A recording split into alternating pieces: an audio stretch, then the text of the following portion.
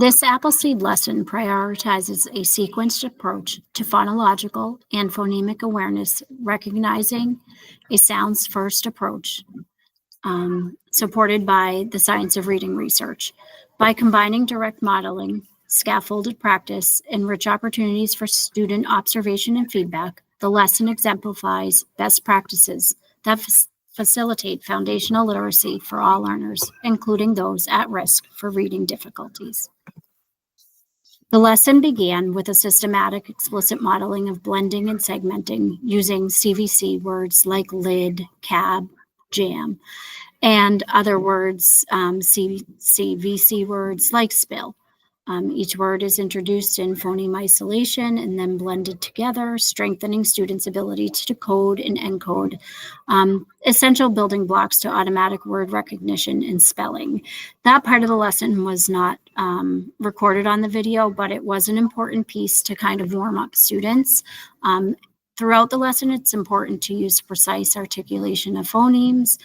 And an option that we could have done instead was use handheld mirrors in place of peer observation to reinforce the articulation sound production.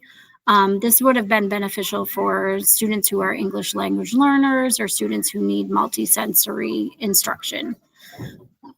Some segmenting practices that you saw were students practicing segmenting by breaking down spoken words into individual sounds and reinforcing their understanding that spoken words are made up of phonemes. The lesson provides immediate guided feedback, which is something that's important when delivering explicit instruction, and it really helps those students correct their errors in real time. The activity that was filmed was a vowel and consonant review activity. The activity in the lesson capitalizes on the visual and kinesthetic learning by having students observe their partner's mouth positions for their vowel sounds.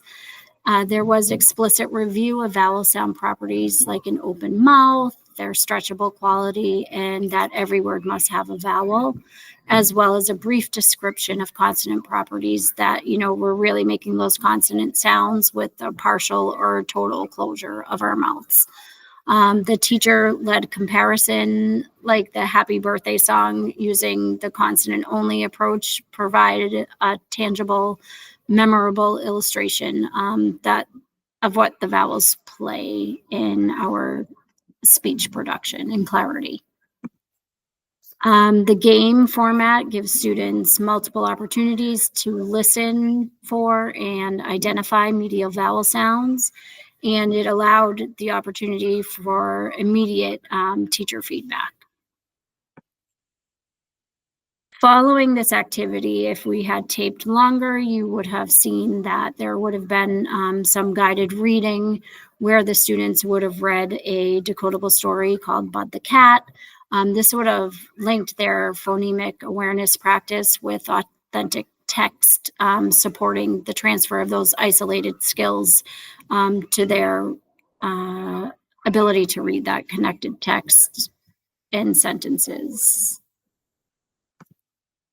Some key takeaways that I think would be helpful to mention is just with the program, there is that, systematic progression or the sequence of instruction from easiest to more complex words, ensuring that all students can access the learning, and explicit instruction that includes modeling, scaffolding, providing immediate feedback, really making sure that students are getting it in the moment before moving to independent practice.